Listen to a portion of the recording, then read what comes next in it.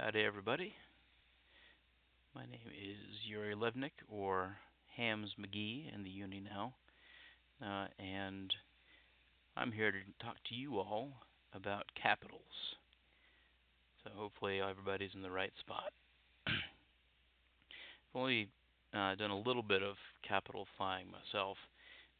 I've recently moved out to nullsec, and I've gotten a chance to drop my dreads a couple of times. Blown up a carrier that got stranded. It's a long story. So, but I'm learning a lot about capital warfare as we go on this campaign out in nullsec. I thought I would come back and share some things with you. So here we go. General housekeeping. Please stay on push to talk or mute. And questions. I will be watching the chat for questions. You're also welcome to ask questions out loud. We'll try to do any clarifications or questions about what I'm saying. If it doesn't make sense, we'll try to address those right away. If it's a bit more of a philosophical question, we may wait till the end for the Q&A, which will happen at the end of the class. We'll have some time to ask questions. As mentioned, the class is being recorded, and we always recommend staying docked up during class. But if you're out mining or ratting or something, that's on you. And yes, I am always available for questions via DMs about anything I know anything about. So please feel free to reach out to me during the class, after the class, and I'll do my best to answer your questions. Here's our class overview. We're going to start out with what are capital ships, commonly known as caps, and types of capitals. And then we get into the heavy stuff. There's some capital-specific game mechanics that apply to almost all capitals. This being Eve, there are of course always exceptions. And then each variety of capital ship also has some special abilities, and we'll talk a little bit about common uses in the current meta for a few of the capital types. And I've got a few pro tips for you, and then we'll move on to the Q&A. This is a very dense slide deck. There's a lot of content in here.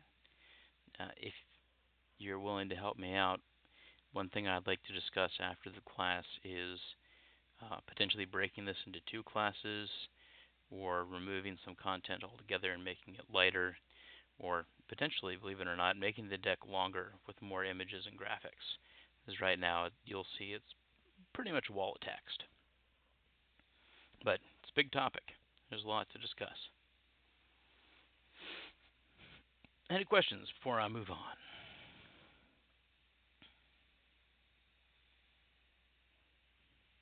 All right. So, what are capital ships? Caps. They're the big boats. Biggest boats around in EVE Online. And they're also correspondingly expensive. You need billions of ISK to get into a properly fitted capital, and supers sit right around 80 bill. Titans are over 100, and then faction versions thereof are not really priceable because of how rarely they come up for sale, or how rarely people get blueprints for them. So it's big money, and also hard to train into. You can get a passable cap. You can blue goo into anything, of course. You can skill inject and get into capitals very quickly if you spend a lot of money. But if you want to train, just like on a normal training queue with plus flora implants, it'll take you at least a year, really, to get into flying your first combat viable capital. across the board, capitals have much higher tank and DPS for the DPS capitals, damage capitals that is, uh, than subcapitals. And it's a huge step up from, say, battleships to dreads or carriers or whichever we'll talk about. So you've moved up quite a bit, but there are drawbacks as well. They're very slow, and that's for align time, moving, and warp speed. So you're not going anywhere fast in whatever variety of capital you're flying unless you jump it. We'll talk about that in a minute. So we got special capital mechanics, jump drives, as mentioned, a big one, very important, and we'll get into detail there. And things like ship maintenance hangars and other special features. This is Eve, everything is complicated, and capitals are no exception. They all have their own special snowflakey abilities that we'll have to handle separately.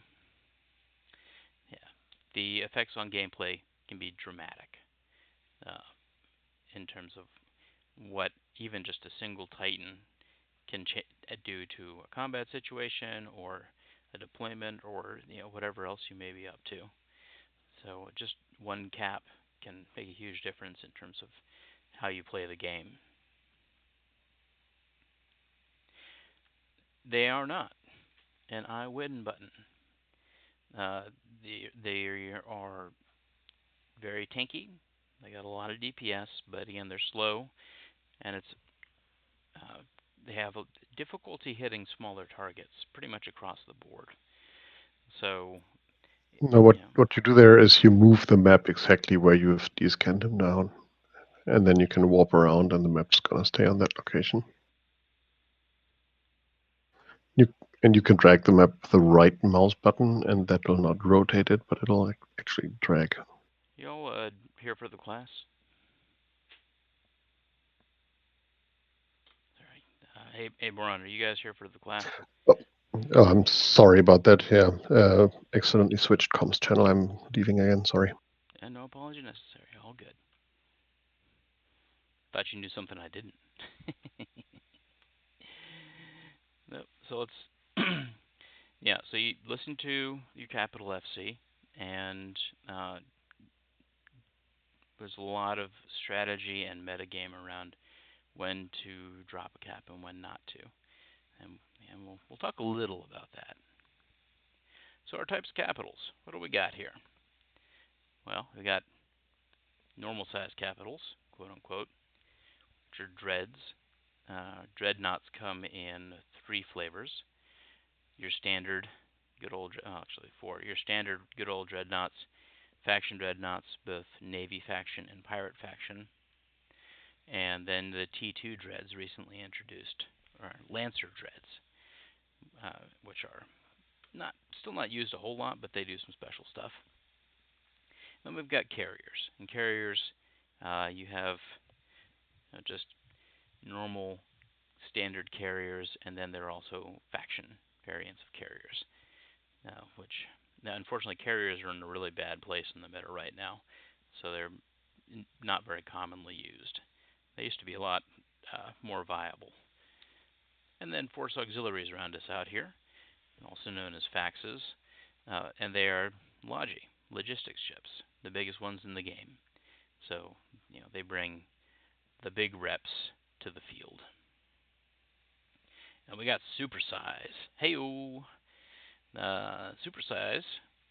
We got super carriers, which are, as you would expect, like carriers, but bigger and stronger and tougher. And Titans, which are their own thing altogether. And they have a whole bunch of special and unique mechanics that really change the way you play the game if you're dropping Titans or using them to bridge or whatever else you might be doing with your Titans. And we'll include industrial as well. So we've got a couple different kinds of industrial capitals. So we got the freighters. There's a whole bunch of different kinds of freighters. Your old standard freighters, And then the Avalanche and Bowhead are kind of in that grouping, but they're different enough that I've split them out here. And then Jump Freighters are the T2 version. And those are, in many ways, the lifeblood of uh, logistics for nullsec, the Jump Freighters, that is. And then there's Rorquals, big old mining ships. Do all kinds of fancy mining stuff. So that's our menu right there. I'll take a break for questions, and then we'll dive right in. Uh, one thing that is not here is the Orca. I had flirted with putting that on here, but it really isn't properly a capital, both by rig size and by lack of a jump drive. So that is not included. Excuse me. Yeah, I would. Yeah, Orca is a really big subcap. Let's talk about some of the mechanics that apply to most capitals. So across the board, except for freighters and jump freighters, you can't take your caps into high sec. That's why you don't see them when people declare war on Eve Uni. They can't just drop a bunch of HA dreadnoughts on you, high angle weapon dreadnoughts, and mess everybody up. They have to have a high sec HQ, which means they can't deploy their caps. Freighters and jump freighters can fly around in high sec. Otherwise, yeah, no caps in high sec. And there are docking limitations. So a normal size cap can dock in an NPC station, Fortizars, Satoyos, Keepstars, and then I added POSs, player-owned star bases, on here as well. You don't really dock in those. You just sit around inside the force field. But you can hide your capitals there. Supers are limited to Keepstars and player-owned star bases. And there's a huge difference in cost of those. So it's not that uncommon to hide supers in player-owned star bases. It's riskier, though. Keepstars are, of course, the finest place to keep anything, the largest of the structures that you can deploy. Technically, there's no limitation on bringing or having capitals in J-space, so in wormhole space. But in practice, there are some very important limitations. In practice, it's very unusual to find a wormhole that's big enough for a normal size capital to go through. And typically, if not exclusively, that'll be higher class wormhole space that you can take a normal size capital through. And then supers, there's no wormholes big enough to send a super carrier or a Titan through. They could in theory exist in J space, but there's no way to get one in, and you can't build them either. So you need a very large structure to build supers, and you can't actually get that into wormhole space. Whereas you can build normal caps in some classes of wormholes. Again, with practical limitations, because you have to get all the bits and pieces into the system and the structure to build it with, which is really more the limitation, since the structures are the higher capacity piece of everything. So, yeah, you can see capitals in wormhole space, J space, but and they can't typically leave either. Excuse me. Again, with the limits on wormholes, you if you are in a lower class wormhole, you'll probably never get out, because no wormhole will be big enough to, or sorry, lower class J space system, you'll probably never get out. Like Byron is saying here, though, in high class wormholes, and that means like the C5 and C6, the more dangerous wormhole space, you can build dreads and carriers and things and use them, and theoretically you could move them from one wormhole to another, but difficult to get them back if you're not immediately moving them back. And also, no practical or no technical limitation on jump drives in JSpace, but there's nowhere to jump to. Like, you can't light a Sino close enough to actually use your jump drive to jump around in JSpace. So yeah, I mean, you can try, it won't work. We got some special cargo bays. There's a couple of them. This is confusing to me, but why they wouldn't do this? The fighter bay makes sense, and it's kind of like a drone bay, but uh, bigger, if you will. Fighters, we'll talk about a little bit in a later slide as well, but they're like super drones, and they work somewhat differently. So carriers and super carriers have special bays to carry fighters, uh, and there's one Dread that also carries fighters, just because CCP. We also have a fuel bay. This is very important if you're going to fly in known space, because you're going to want to use your jump drive. And also, strontium clathrates are what drives siege and triage modules for caps that use either siege or triage. So even in JSpace, if you're going to siege or triage with a Dread or a Fax, you'll want to use your fuel bay, even though you can't really effectively use jump drive fuel. And then there's a ship maintenance bay in a lot of capitals. You put fitted ships in here, so you can take your carrier and load it up with boats, and then jump them around. It's pretty cool. Did that recently. I had a whole bunch of ships to move from Fort Azar to a Keep Star the next station over, and just piled them into the ship maintenance bay in my Thanatos and jumped them over, dropped them off. It took me a couple of runs, but we got everybody moved over, which was cool. And the fleet hangar, which is kind of misleading. Uh, the what I use my fleet hangar for is for, it says extra modules, but more so for cap charges or ammo. So if you've got a lot of capitals are reliant on a capacitor booster that uses cap charges, capacitor charges, Navy 3200s, and I can fit just over 100 in the fleet hangar on my Revelation Navy. So I've got a chock full of batteries, and there's other stuff you can do with the fleet hangar too, but that's the most common use that I see is extra cap charges, extra ammo.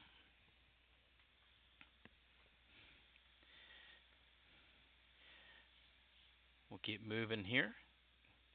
Hopefully you all are hanging on. There's even more. The jump drive. Yes, very important. So every capital except for a T1 freighters has a jump drive built in. You don't have to fit it. There's no module for it. It's just an inherent part of the capital's existence. And here comes the shock to you.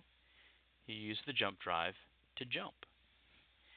And what that's like is teleporting across space to a lit sinusoidal field of the correct type, just like it says here. So rather than taking a gate from one system to the next system over, or a wormhole, you somebody lights a sino in your fleet, and then you jump, and your ship can travel one system. It can travel, 15 gates. I mean, you can go a very long way through space and save yourself a lot of time traveling around. You cannot jump within the same system. So, speaking of sinusoidal fields, NA cap can jump to a hard sino. This has just been updated. Force recons Black Ops battleships, Sino beacons, and now heavy interdiction cruisers can fit hard Sinos, um, and any capital can jump to them. Jump freighters can also jump to industrial Sinos, which can be lit by a wider range of ships, including Ventures. And Rorquals can jump to industrial Sinos and bridge or conduit mining ships. We haven't talked about bridging or conduiting yet, um, except orcas to them. Uh, and we will circle back on a couple of those topics. This is also the COVOP sinos you all may have experienced when we're taking a Black Ops fleet out, like when I use either a conduit or a bridge with my Redeemer. Same feel when you're in a capital. The conduits and bridges, that is. Range varies by hull, so every different size of or different type of capital has a different jump range. Dreadnoughts are different from carriers, are different from Titans. And you want to have jump drive calibration 5. That maximizes the range that you can jump. And generally, you will not be allowed to fly your caps in known space unless you have jump drive calibration 5. So that's one of those things that is super important that first year of training to get to. It's a long train, but you need that range for jumping. Fuel consumption. When you jump, you use fuel, isotopes of the correct type, and it is reduced by training jump fuel conservation. So that's somewhat less, moderately less important than jump drive calibration. You can fly jump drive or jump fuel conservation at 4 for a while and get by, but you will eventually want to get it to 5. Each faction has its own jump fuel, as mentioned. They're called isotopes. And let me just. And you put the fuel in the fuel bay. You got to put the right kind of fuel in the fuel bay, or it won't work. And then you automatically eat fuel when you jump. There's also, as of a few years ago, jump fatigue, which is really complicated. So when you jump, there are two different types of timers. There's what we call the jump fatigue blue timer and the jump activation red timer. The jump activation timer means you can't jump again. So when you jump and that timer starts, you are unable to jump away again. And it's a shorter timer than the jump fatigue timer. Now, if you have a jump fatigue timer but no jump activation timer, or just a blue timer, as we say, there's no limit on what you can do mechanically. However, when you jump with the jump fatigue timer up, it gets longer, and the longer that jump fatigue timer is, the longer your next jump activation timer will be. So, in practice here, the red timer prevents you from just hopping in and out of danger. You have to commit for at least 2.5 minutes to wherever you're going before you can leave again. And the blue timer slows down long distance travel. So you can, and again, practically make really 3, maybe 4 jumps in less than an hour. And then at that point, you really can't go any further because you'll get a half-hour red timer, which is the longest you can get. So you can't go all the way from the southwest to the northeast in K-space because of the jump fatigue timer. And also very important here, uses 75% of your capacitor, so you need your capacitor 75% full to jump. And that little catch there has killed many a revelation. So, usually you'll have a cap booster or 2 on your cap so that you can get your capacitor back up to 75% as quickly as possible in case you need to jump out and extract. This stuff's pretty complicated. Questions here, particularly the timer. Like the timer stuff is, I don't know, CCP. Go for it, whatever. All right. Well, no, please. Questions? Yeah, it's got to be some, right? If not, we'll keep moving. Ah, Zanzibar, excellent question. Yes, so you can definitely stop caps from jumping. Um, bubbles, scrams will stop them from jumping. Points do too, I think. I'll check all them rules for you. There's a lot of nuances there with supers, which are much harder to hold down. But yeah, you do want, if you want to keep somebody from running away in their cap, it's a good idea to tackle them and then blow them up.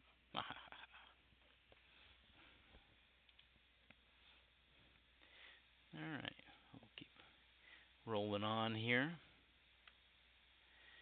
Special abilities and uses. Alright, here we go.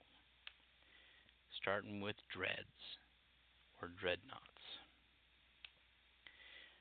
Ta-da, siege module. What's that?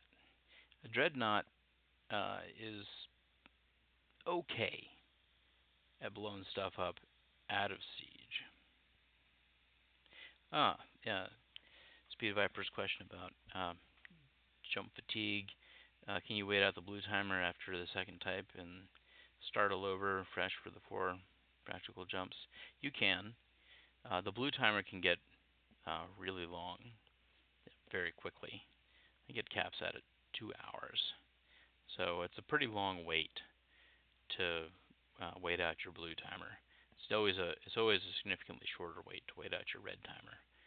So, like I said, in practice, the blue timer makes it impossible to quickly traverse large amounts of space unless your ship is bonus for it. See Jump Raiders. So the siege module is a huge boost to the dread's damage output. It needs Strontium Cloth 8 deactivated for 5 minutes, and it holds you down in space. You become supermassive, and you can't go anywhere. You're stuck right where you are for 5 minutes. But on the flip side, you get huge bonuses to damage, active tanking, and E-War resistance, and you get complete immunity to jams, or ECM. There's huge boosts from the siege module. Should have mentioned, strontium clathrates are cheap but bulky. They take up a lot of your fuel bay. So a reasonable loadout for a dread is going to be about 30 minutes of siege, maybe a little bit less, 20 to 30 minutes of siege. You need some space to load fuel as well.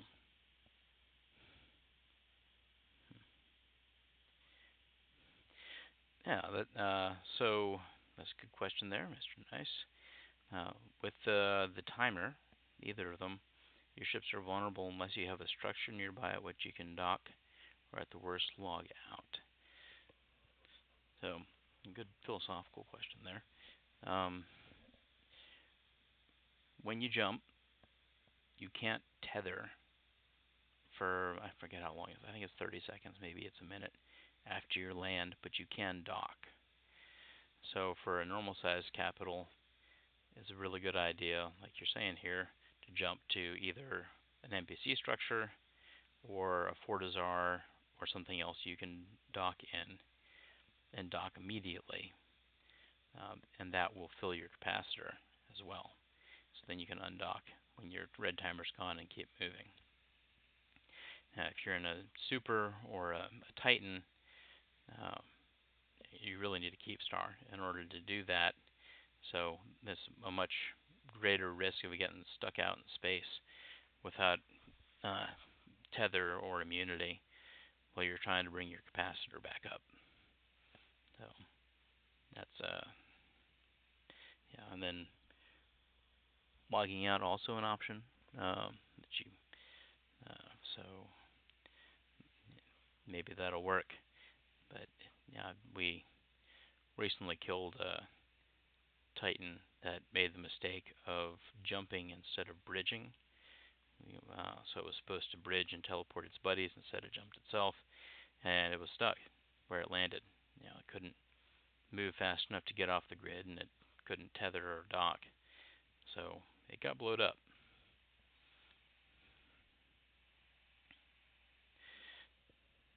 Back to dreads. When you are sieged, you cannot receive remote reps or remote capacitor. You can only do local repairs and local capacitor boosting.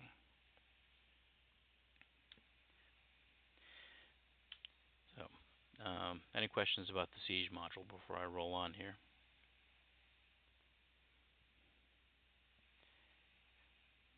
I'll keep rolling, but I will take questions if you have them as you think of them. The Navy faction dreads are typically a straight upgrade from their plain T1 counterparts, and they usually have an E-War bonus appropriate to the faction. Like a Phoenix Navy, actually Phoenix Navy has a target painter bonus. Bad example, but they usually have an E-War bonus. And then pirate faction dreadnoughts have their factions typical bonuses.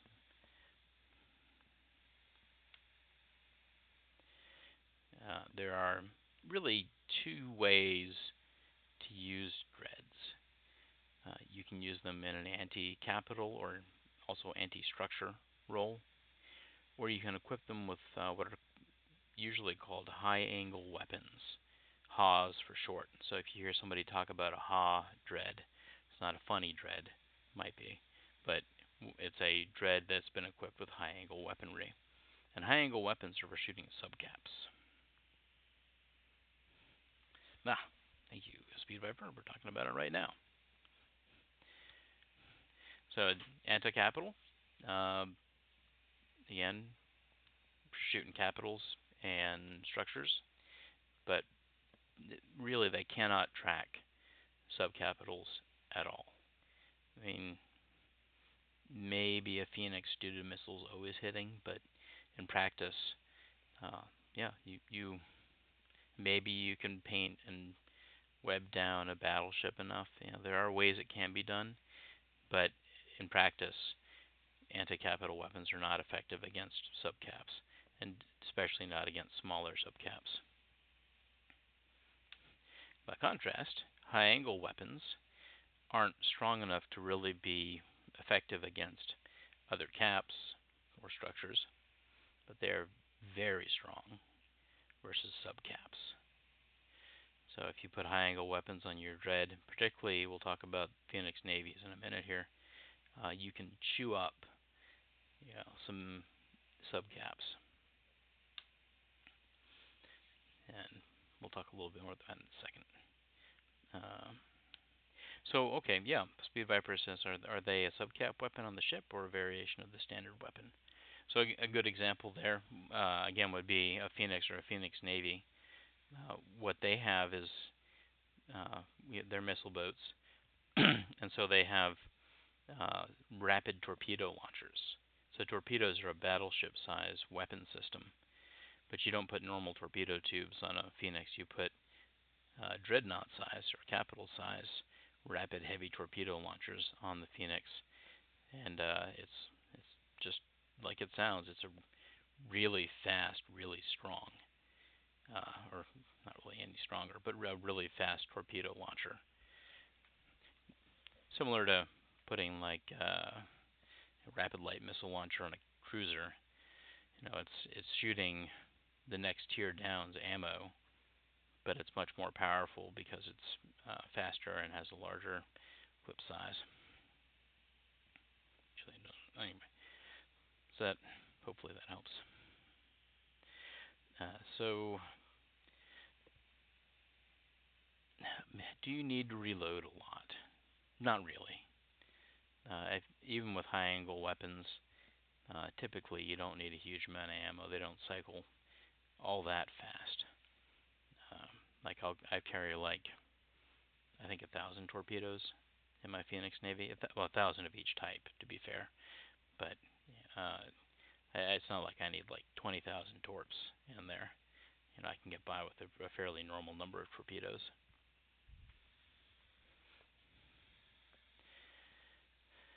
Lancer Dreads are a more recent addition. The T2 Dreads. You don't see them all that often. They have this thing called a Disruptive Lance. That's their signature move, and in addition to doing pretty much everything that a normal dread will do. And what that does, it's a AOE damage beam, and it's special because it prevents ships from, like it says here, docking, tethering, jumping, gating, or warping, and halves incoming remote repairs. So what this is really, and it also does a bunch of energy neutralization, which I guess is nice. I don't know. Seems superfluous, but whatever. And you can't activate a cloak when you fit one, and you can't jump, dock, or tether a cloak for 5 minutes after you use it. The main thing that these are used for, we'll talk about in the next slide, but I'll give you a sneak preview. They're great for making somebody's life miserable when they're gating jump freighters around. Because if you shoot the weapon at a gate and then somebody lands their jump freighter in it, they can't leave. They're stuck, right? Because you see, can't warp, can't tether, can't jump, and jump freighters are incredibly slow on grid. So it's a good way to gank freighters and jump freighters. But there's other uses, but that's kind of where they are in the meta. And we'll keep looking here. Honorable mentions for dreadnoughts. What are we talking about? Revelation and Rev Navy are pretty heavily used. I've got one of each. They've got, although they're bonused when in siege for local repairs, they typically buffer fit because they have a bonus to armor resistance. So you can pile them up with plates, and they have a very strong armor tank. DPS is pretty good. Not the best, but pretty good. And they really struggle with capacitor because lasers, they're laser boats. They're MR. Sorry, I should clarify there. And lasers use capacitor, and jumping uses capacitor. So you've got two competing priorities for what you're going to do with your capacitor. And typically, both of mine have two cat boosters on them, and I just chug batteries and whenever I'm out in the grid with them because the guns are sucking down capacitor, and I need to stay around 75% so I can get out after my siege cycle goes down. Phoenix Navies, watch out. Phoenix Navies are the best high-angle weapon platform by a significant margin. And Phoenix is to a lesser extent, but really, if you're going to spend $6 on a Phoenix, you might as well spend $9 on a Phoenix Navy. And missiles always hit if you're within range. That's a game mechanic that has been around for forever. And the damage from torpedoes is high. And Phoenix Navies have a bonus to target painting. So typically you'll throw like a target painter on there and put on rapid torpedo launchers and can shred battleships. But even smaller targets, smaller fragile targets will go pop very quickly because even though you're only doing a fraction of your maximum damage, it's still, the maximum damage is so high that 20% application is devastating for smaller stuff. So I have a Phoenix Navy as well, which I haven't had a chance to use yet. It looks cool though, and it's really a platform, a high angle weapon platform. Naglfar Fleet, Moros Navy, not used as much. Just their blasters are pretty limited on range, and the uh, lasers are somewhat better than the autocannons. Um, but it's not like they're bad. They're just not as heavily used. So typically, if you're going to train into your first capital, you want to be strategic about whether it's a rev for capital, and capital structure battles, or a Phoenix Navy to fight subcaps. Yeah, let's see. Yeah, so Speed Viper says Rev tends to be the favorite of noble blocks and the PNI for wormholes, uh, but would a nag still be viable to train? Yes. So I'll check my alliances fits. I'm pretty confident we run nag fits, and I think we run both a HA and a anti-cap version. So they're still viable. Uh, they're just really not as optimal. Certainly, as Phoenix Navy as a HA platform, um, they're more competitive with like a Revelation Navy as an anti-cap, and with Mimitar, Naglfar Mimitar, you have the advantage of not using capacitor for your guns, which is a nice thing.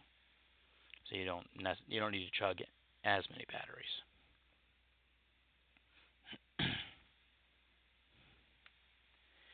Zerns. It's a Druglavian dreadnought. These are really, really strong. Really strong option in the meta. The DPS, so they have a spooling weapon just like any Druglavian ship. Damage starts out low, and after the 30 seconds or whatever, you actually hit your damage cap. And the damage cap on a Zern is really high, and they're also very tanky. They're expensive is the only drawback, and really that's the only drawback is they're expensive to train into, and they're expensive to buy. But they're probably the best anti-cap dreadnought, and great against structures too. So yeah, that's what we fear when we fly our Rev Navies around is a big Zern drop. Not real common to see the other pirate dreadnoughts. They're really expensive and not that much better. Not that they don't get used, but they're more like a fashion piece a lot of the time than a commonly used upgrade, shall we say. And then, like we talked about, Lancer Dreads are still really mostly used as a way of catching targets, jump freighters especially, in low sec. Questions here?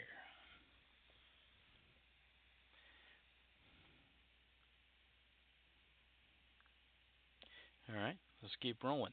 We'll do about another 10 minutes of talking here, and then we'll take a quick break.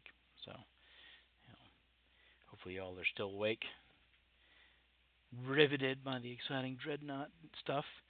Now we're going to talk about carriers. So carriers are in a bad place in the meta, but the way they work, they'll carry 3 fighter flights, which are kind of like super fancy strong drones. And then those come in 3 flavors as well. So you have anti-capital fighters, anti-subcapital, sub-subcapital, or anti-fighter, and then EWAR, electronic warfare. Yeah,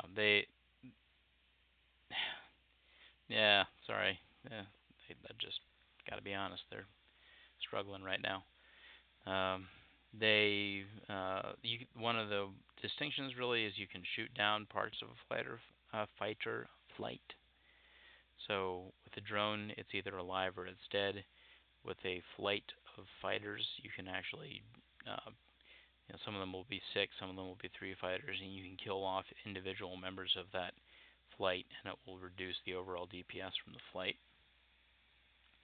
It's a thing you call the network sensor array that locks you on grid and turns off your EWAR, but gives you a massive sensor bonus. Um, and that's okay. I guess it's not really all that useful. The biggest thing that it gives you is the possibility of sitting at long range and sending your fighters, a very long distance, like hundreds of kilometers, uh, to go engage something while you sit there too far away for them to respond to you. But then how do you keep them from warping to you or whatever? So, there's a lot of risk there. They just introduced some stuff to try to bring carriers back into the meta. Um, Specifically the Capital Micro Jump Drive and Micro Jump Drive fuel generators, which work like the subcap versions, more or less.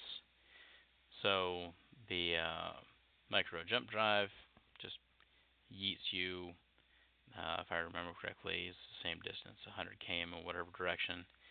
And the Micro Jump Drive fuel generator is able to yeet you and nearby caps or subcaps in whatever direction you're facing.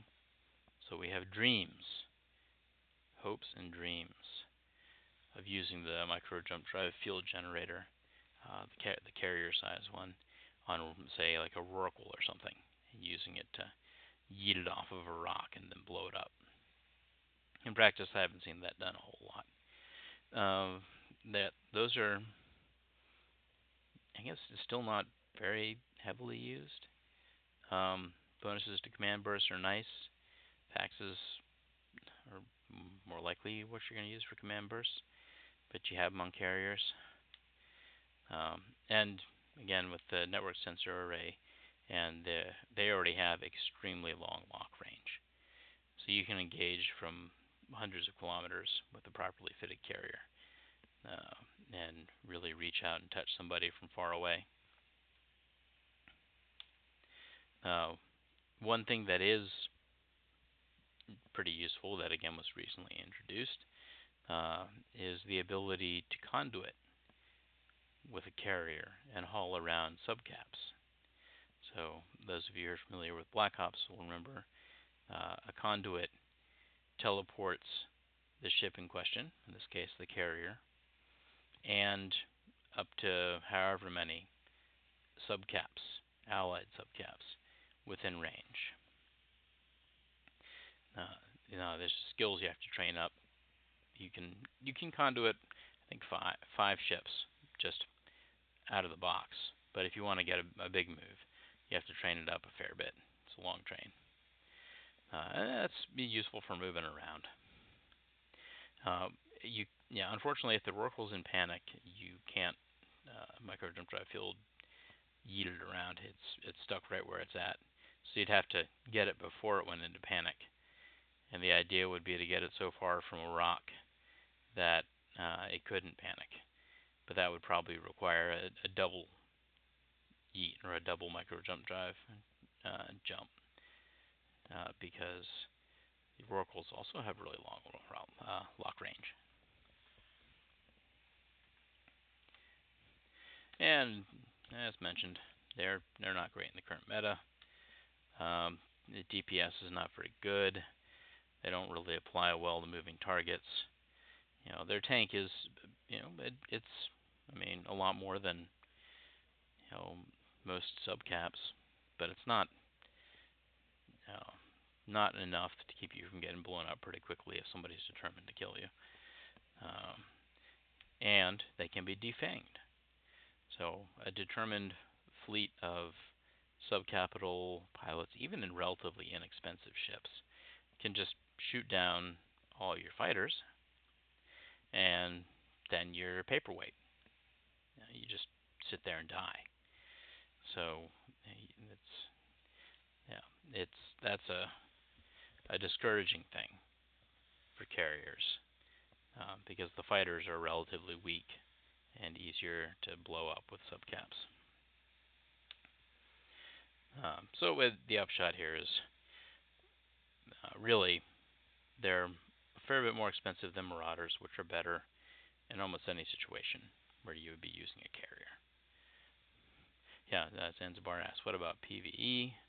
I mean, it used to be very common to use carriers in PVE, but with Marauders available now, that's really the way to go in K-Space if you want to do big kid stuff. Um, and then crab beacons, you probably want to use a dread, not a carrier. So they're not necessarily a bad choice. They're just not the best choice. Yeah, and Bomber's Bar will come find you if you're in a carrier and blow you up, so that's bad. Yeah, they're not they're not useless, but they're again outclassed by other ships either of similar or lower price for everything they can do. So that's a pity. All right, let's see here. Before we move on to supers, how about we take about a 5-minute break? I'll stop the recording. Everybody can bio, get a drink, shave the cat, wash wax the driveway, whatever it needs to be, do your stuff, and I'll take questions while we're here. So I guess I'll actually leave the recording open. But yeah, let's resume the lecture in about 5 minutes. That's going to be at I don't even know what time that is Eve time, but 2 past the hour.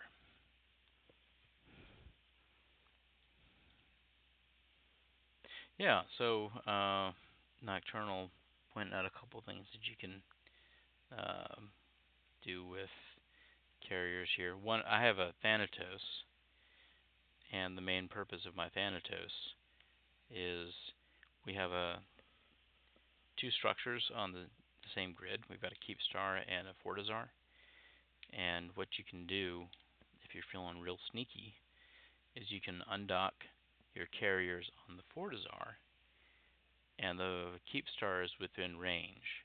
We call it Skynet.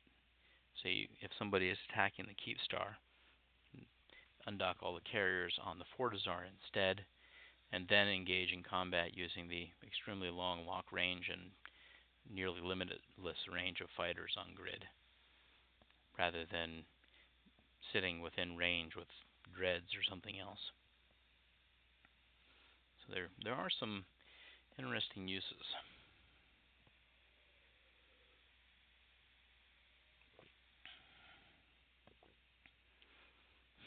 Yeah, also correct. Nocturnal points out that uh, carriers can receive fax reps or force auxiliary reps. Dreads can't. Right? They can't receive remote reps. So there's no point in deploying faxes with dreads because you can't repair the dreads unless you want to let them de-siege and try to repair them in that window, which is easier said than done. But carriers don't have that limitation. You can rep them to your heart's content.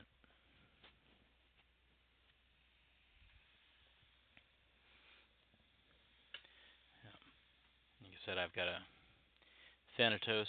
It used to be that they're a lot more common and a lot stronger in the meta, so I trained into carriers first on my capital alt, and then had to go and I didn't extract. I kept the carrier skills. I just added on a bunch of dread and fact skills.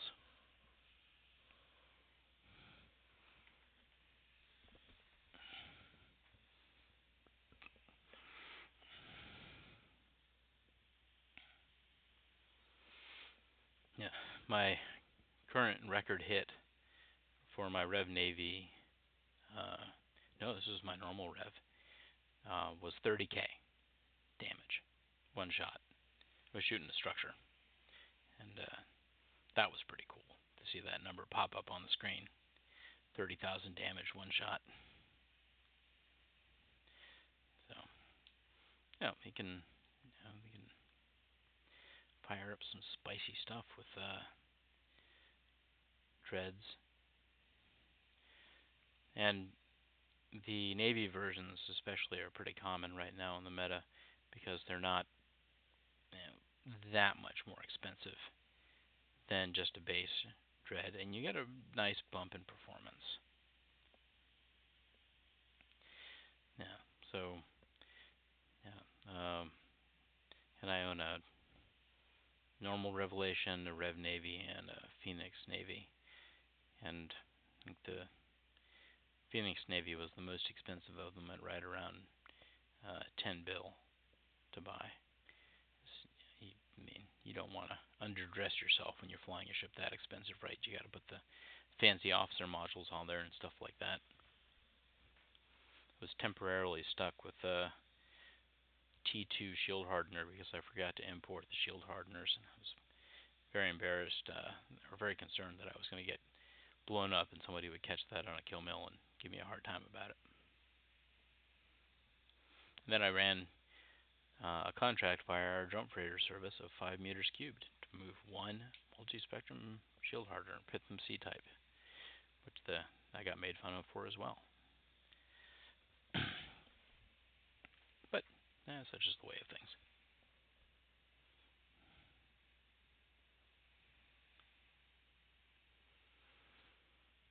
Yes, so something to think about for everybody. Uh, we've been on for about an hour. We've gotten through uh, carriers and dreads. We haven't touched faxes yet, the other normal size combat caps. Uh, so that's again about an hour to get through 2/3 of the normal size caps. So we got a fair decent ways to go. Fair warning.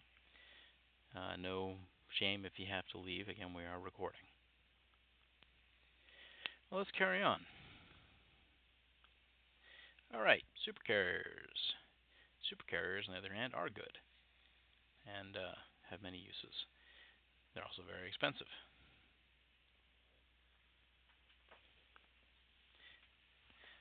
Yeah, if you can sit in a Moros already, probably you'll be able to find a fit for it because they're still good. They're just not really as good. Uh, that Rubber Tree was asking about the Moros. So they got a lot of the same stuff as carriers. They got the network sensor array, command burst, the long lock range, but they can launch 5-fighter flights, and they can launch heavy fighters. Ooh, heavy fighters, very fancy. They also, so I should say, heavy fighters are like bigger, stronger fighters, really good against caps and structures. They also have this thing called a burst projector, and what that does, it fires some kind of EWAR, webbing, or warp disruption bubble up to 500 km. What I've seen most regularly with these is the firing a warp disruption bubble, which is very alarming when you are hit by said bubble, because it materializes almost out of nowhere, and then suddenly you're bubbled, and there's no interdictor or hick or anything like that around to bubble you. It's just the super carrier special ability. They have inherent warp core stabilization.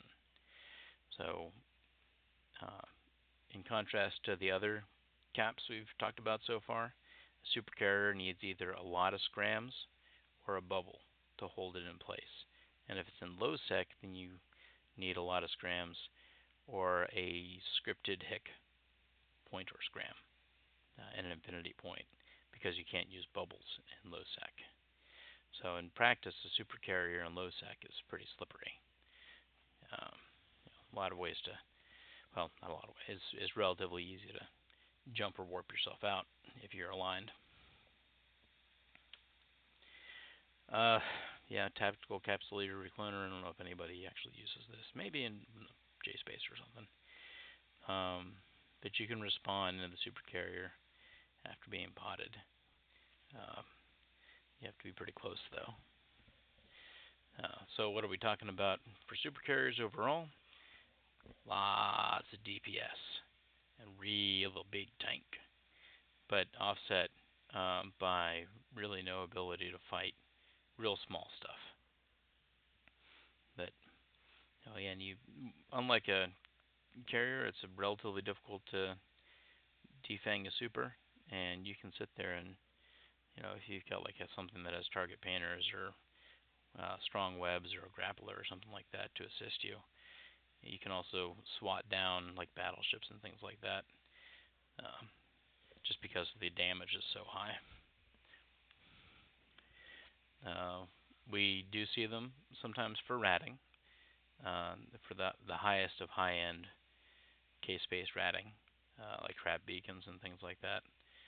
Um, the biggest risk is that, and Bomber's Bar loves to shoot at supers, so you got to watch out.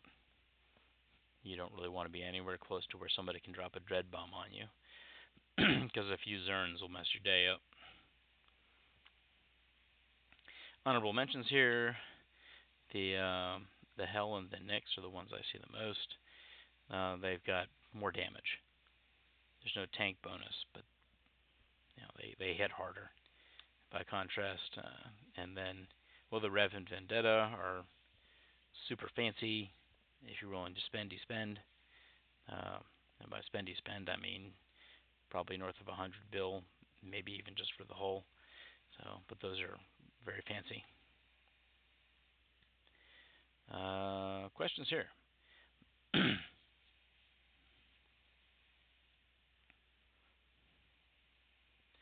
All right. Good to go. Yeah. Thank you. Force auxiliaries are faxes. They're the strongest Logi ships in EVE Online, just like it says right here. A million years ago, triage carriers filled this role before this got split off to force auxiliaries and became a specific different ship type. They use a triage module, which is similar to a siege module. Uh, it requires Stront to activate, strontium clathrates. To activate, it has a 5-minute cycle, and it gives you a huge bonus to both remote and local reps. So the remote rep bonus is um, really important, obviously, for keeping your buddies alive.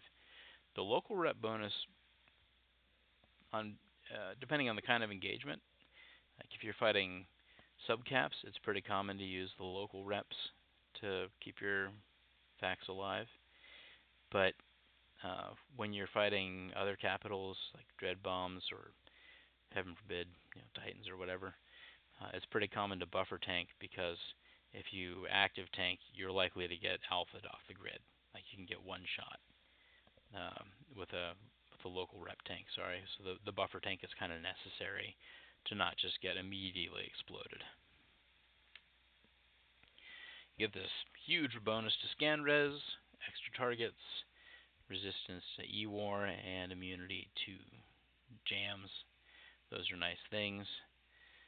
Uh, but you also are stuck, can't move. Yeah, you can't really do any damage anyway. You lose all your drone damage.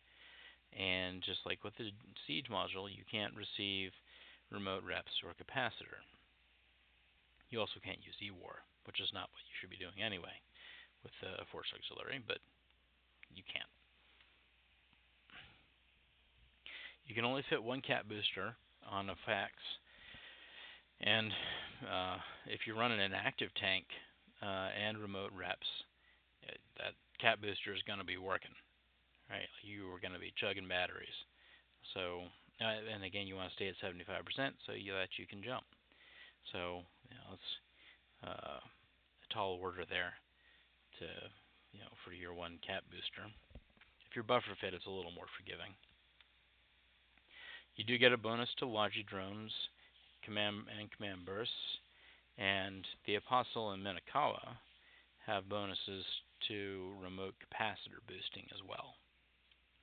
So they're able to, um, they can't run a cap chain because again you can't receive remote cap when you're in triage, but they are capable of capping up other capitals or even subcaps on the grid. Got some common uses here. Common use, probably the one y'all are most likely to see, is supporting a subcap fleet, believe it or not. So if you drop, bunch of Vargers on, let's say a bunch of Typhoon fleets on somebody and a couple of faxes, they're going to have a very hard time getting you off the grid because of how strong those fax reps are.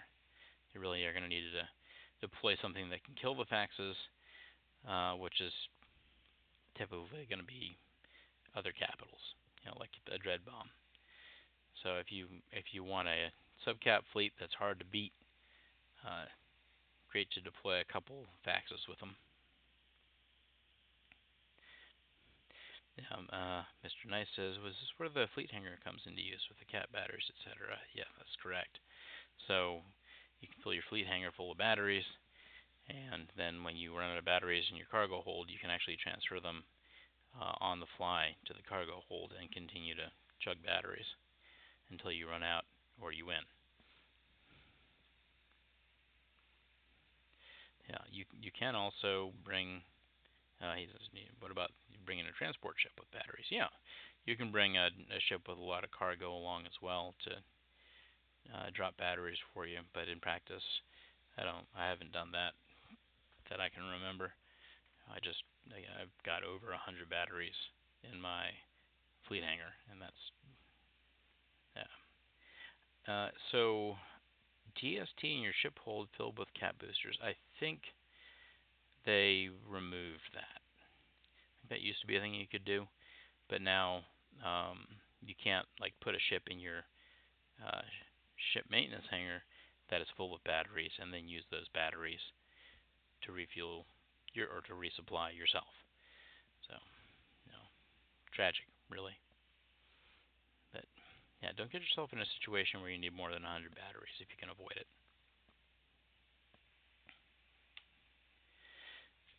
Now, here's the alternate. You can support supercarriers and Titans if you have lots and lots and lots of faxes.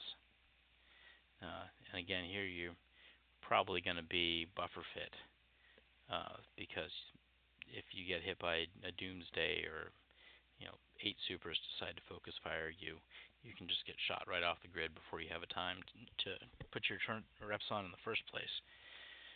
You're typically still going to die.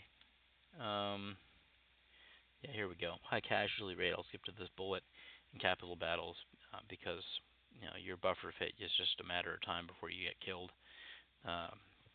So high casualty rate, but when you're throwing around, a trillion-esque or so, maybe 2 trillion-esque of super caps, buying 30 or 40 faxes is not really that expensive relatively. Now it says here in this third bullet, can't support dreads, can't support other faxes because they can't receive remote reps. So they're no use for battles with dreads. And again, if you fax, you're on your own. Your buddies can't help. Questions there?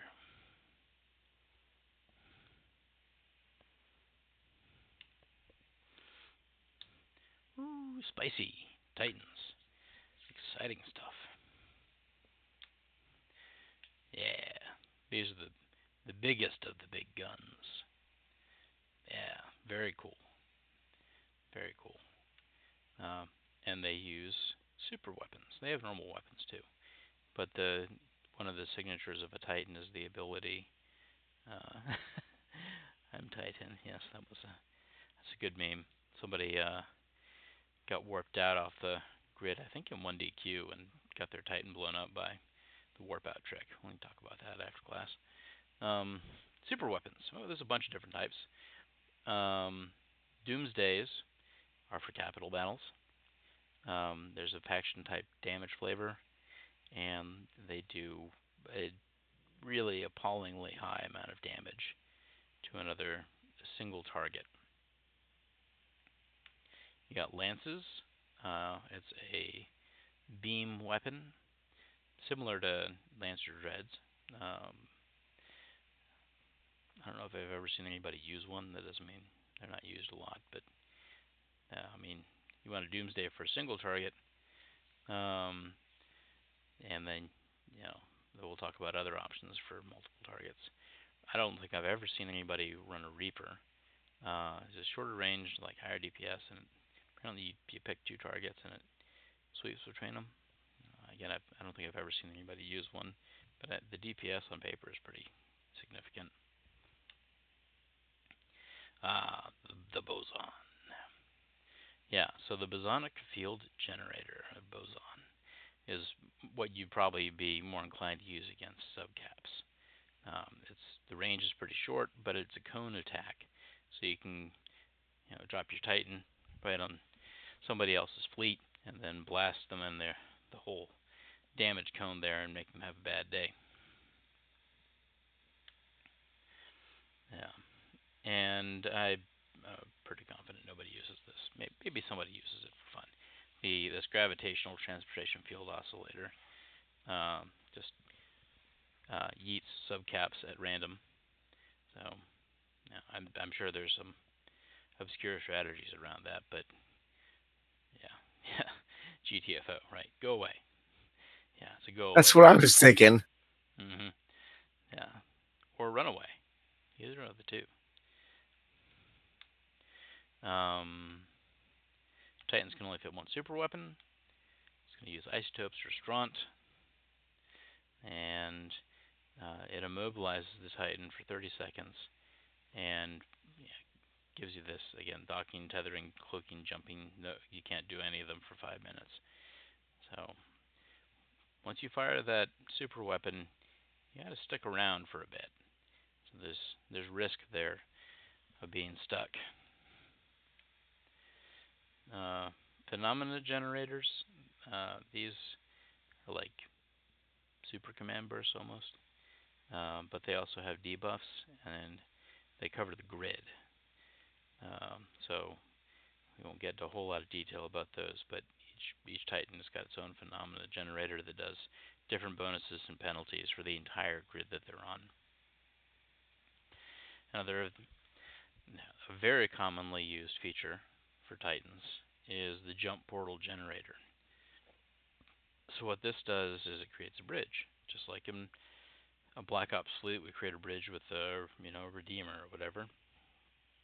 If somebody lights a hard Sino within range, you can fire up a bridge, a Titan bridge, and then subcaps can use the Titan like a gate and yeet themselves to the Sino, again, across long distances. So this is a really handy thing for deploying subcaps into dangerous territory. If you put a Titan and a POS on your border and get all your subcaps there, often with another Titan that's further inland, and then all your subcaps hang out with the Titan at the POS, and you can bridge them out to a hostile area and land in behind enemy lines, hopefully surprising them. That's cool, right? Yeah. Nocturnal says, remember to push bridge, not jump. Don't push the wrong one. He said, we've seen it happen live. We were out flying around doing some fighting, and all of a sudden we got a call that there was a unsupported Titan on grid, and somebody had hit the jump button instead of the bridge button in their Titan, and jumped their Titan to the Sino. It was terribly fit too. It's like tier 2 modules on a ship that's cost more than 100 bill. And, that's a classic mistake, and usually a fatal one. Got this clone bat bay. You can swap clones of the Titan. Man, I guess that's cool. I don't know. Yeah, sure, why not? Mm-hmm. And they are inherently resistant to E-War. Are very hard to tackle. You need a lot of scrams or a lot of points. And they also fit, in addition to the super weapons, normal capital weapons with a bonus. And you can put a hefty tank on there, and they're bonus for tank. So properly fit, they're very hard to kill. Uh, but I've seen a couple die, uh, and enough dreads will kill them, Or, if you've got stuff they can't track with their weapons, you can kill them that way too.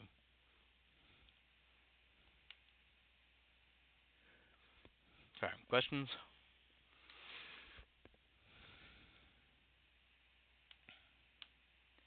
Freighters. We're going to work these slides a little faster.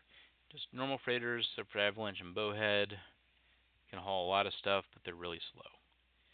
There's no jump drive, you got a gate, no offensive capabilities.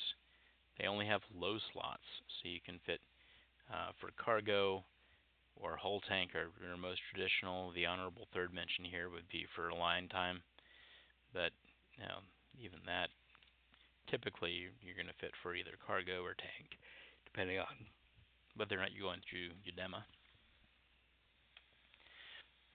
An avalanche is special and weird. It has offensive capabilities. It's got a bunch of missile launchers. You can put a shield tank on it, and it can hold a ton of planetary industry stuff. So it's like a fighting freighter, which is neat. Very against the mold. And then a bowhead is for completely different use from a normal freighter.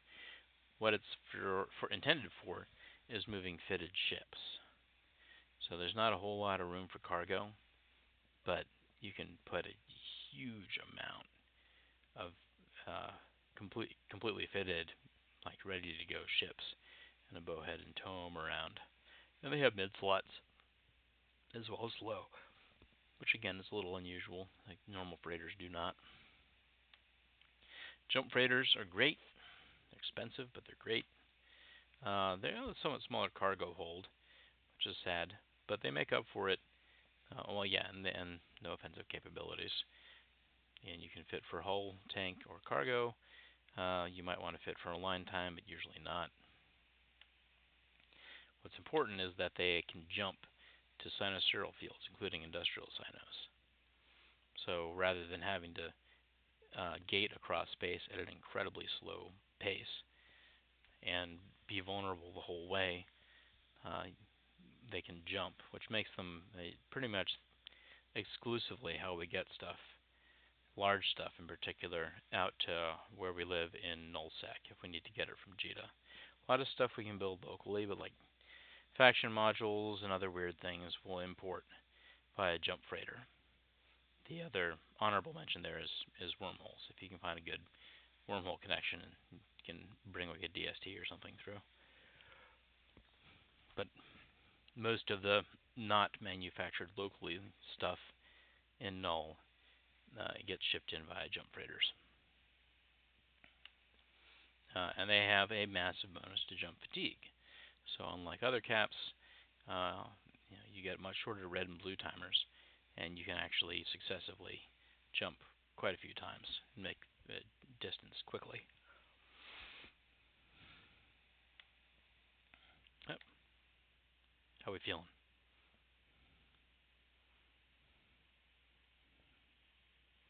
Like $100. There you go. That's what we like to hear. Rorks. We'll talk about Rorks. I don't know if they belong in this class or not, but we'll talk about Rorquals. They have both mining foreman bursts and command bursts, and they're bonused for remote shield repairs, which is a little weird, but okay.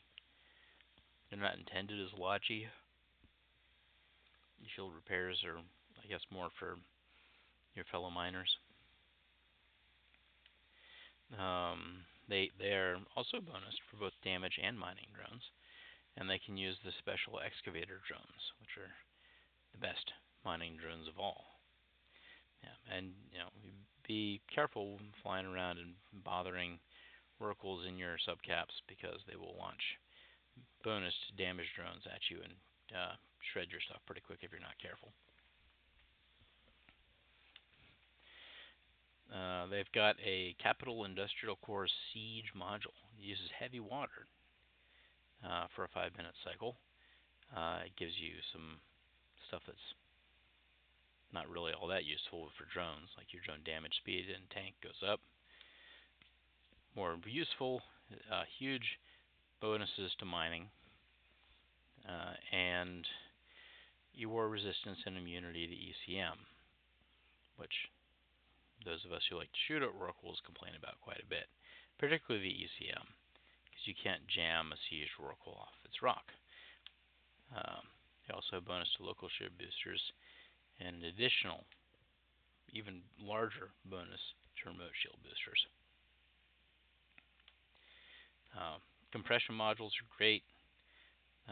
They let you compress ore from bulky down to tiny, insignificant size in your cargo hold or your ore hold, as the case may be. And the Rorqual can fire that up and share with other nearby pilots. You can both bridge and conduit industrial ships around with a Rorqual. So there's a limit on what you can take. Exhumers, mining barges, mining frigates, expedition frigates, and porpoises. But you can use your mining fleet and yourself all hither and yon to go get that sweet, sweet ore or whatever you're hunting, and laugh in the face of your enemies with the panic module. So why was I complaining about the ECM thing? Well, the panic module gives you, depending on your training level, 4 to 6 minutes of invincibility, like literal invincibility. The only thing that can hurt you is the new breacher pods. And it applies to the Rorqual and to friendos who are nearby in industrial ships. So suddenly your whole fleet becomes invincible. And it's a single use. It burns out and is destroyed after use. And you have to have an asteroid targeted to use it. So again, the ECM, you could jam the Rorqual off the asteroid, but they're immune to ECM. And I talked about trying to micro jump drive field generators, tricky stuff, and move the work that way. Again, they to get them off the rock so they can't target it. And the affected ships can't leave, can't do anything really. You just got to sit there and wait out the timer and hope your friends show up to rescue you. But many sweet, sweet Rorqual kill has been thwarted by the panic module. It's also a clone dat bay. You can swap clones closer to the work. That's cool, I guess. I don't know. Sure, why not? Alright, so last content slide here. Pro tips. And then we'll do some Q&A. Yeah. So, if you're using a fax or a dread in particular, typically when you siege or triage, you'll say siege green or triage green, and that means you click the button and the green circle appears around it, right? That's what happens when a module is active. It has that little green circle. And most of the time, your FC is going to call everybody to immediately siege or triage red. So that means you click on the button again, and it'll turn red. It won't take you out of siege, right, or triage. You're stuck for 5 minutes. But it means that you won't automatically cycle through another whole 5-minute cycle of siege or triage. And that's pretty important because you may need to extract or run away, right? So if you're going to need to run away, you really need to not accidentally activate a second 5-minute cycle of your siege or your triage and get stuck for another 5 minutes.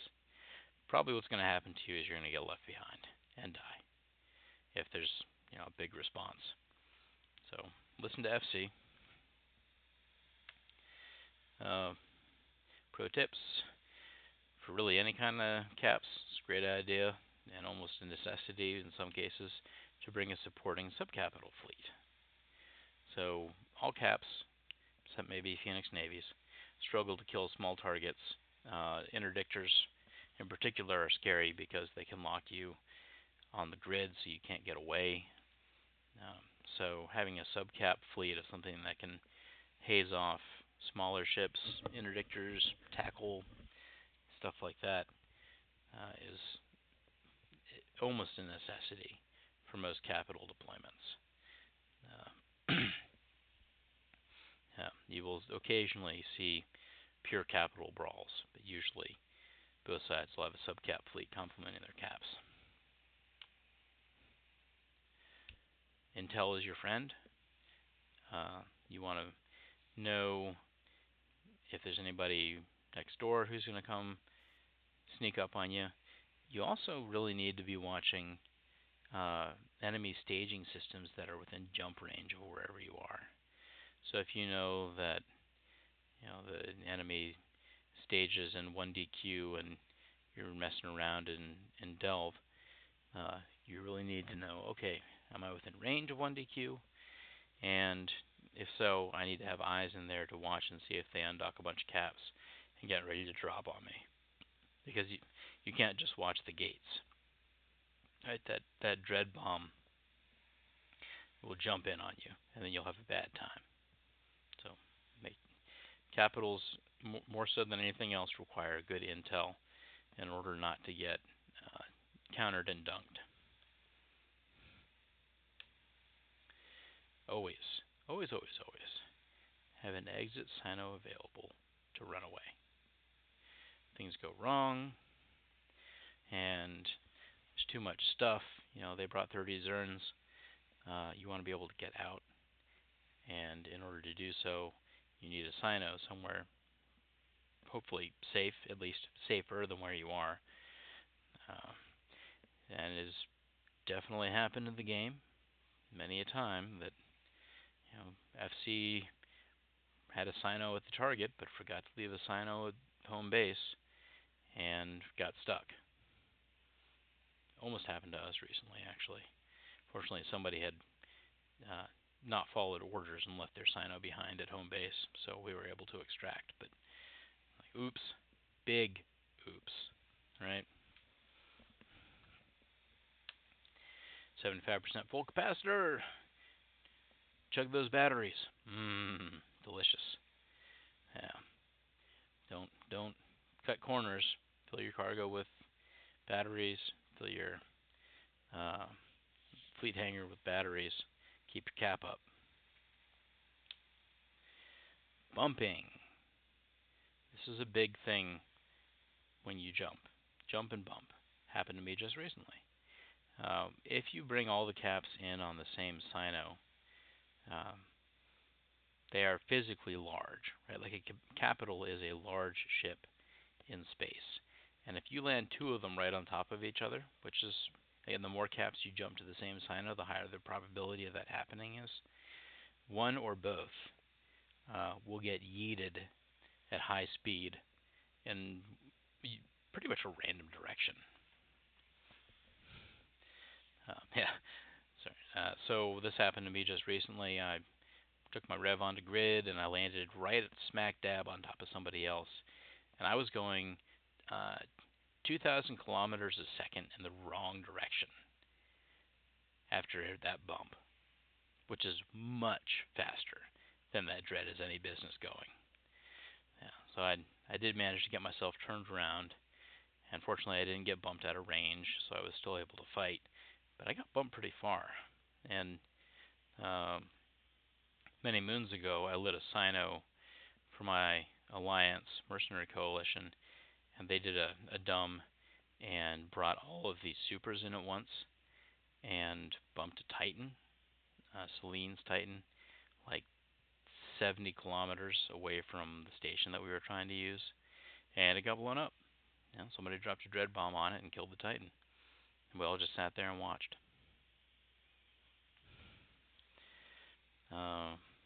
Yeah, NanoRev. There you go. And Mr. Knight says, listen to your FC most of the time except when they're wrong. So if you're in a good alliance and you listen to FC and do what they say and they're wrong, they'll reimburse you for your capital. Buy you a new one. That's expensive, but again, if you're in an alliance that has money and generally knows what they're doing, they should be able to afford to do that. So now I listen to FC, yeah, and trying my best not to screw up. Dread Station can. I don't know anything about that. But let me come back to you on that one, Rubber Tray. So there's that. Yeah, when you bump, one or both get yeeted in a random direction, and it can be really bad. And you'll have a red timer, like it says here, so you can't just jump again to get away. You're going to be stuck floating in a random direction in space. And if you're trying to dock or tether, that can be deadly. One particularly spicy use of bumping, however, is using it intentionally. If you, for example, with Titans here, if you've hit Titans with smart bombs and then yeet a pile of Titans to a Sino on top of somebody else's fleet, and I'll turn on all the smart bombs and let the Titans bump in random directions, I mean, it's a very expensive way to obliterate a subcapital fleet in seconds, but it will obliterate a subcapital fleet in seconds, right? So, and I've had this happen to me on a bomber fleet. A spy got into fleet and lit a hard Sino on us, and goons dropped a pile of smart bombing Titans and blew up the entire bomber fleet. That was bad. So that's a tricky thing. Typically, you don't want to gate with your caps. Your align time is very slow on the other side, so you're sort of like a sit and duck when you get through the gate, which is bad, right? You can get blown up by somebody on the other side. Webbing caps is a common thing to help improve your align time because of how aligning works. You hit max speed faster if you're webbed, I think, is the theory behind it. See, or not max, the 70% of max, or whatever, just to warp. So friendly pilots can web you to help you get off the gate. But really, the only time you should be taking gates in anything except a freighter, which can't jump, is when you need to go between regions and it's too much distance to jump. Then you got to take the gate. The regional gates can go a long way. Hunter asks, what ship was the spy using when I got hit by smart bombing Titans? Yeah, so it was a T3 cruiser. I think from memory, a Tengu, which now they can't light hard Sinos anymore. So they would have had to use a recon instead.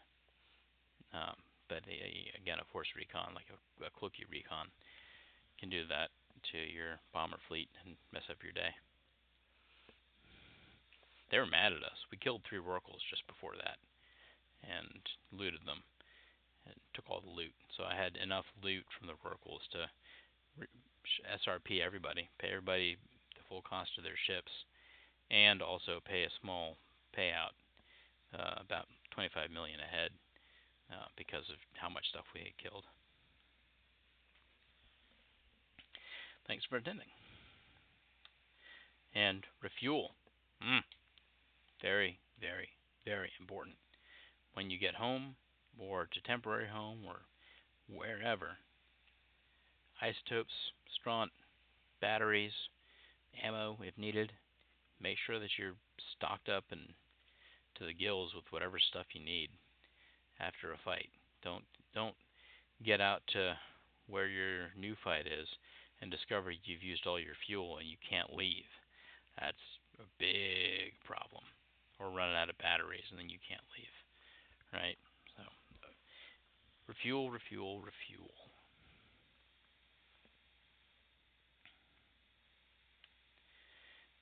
All right. Yeah,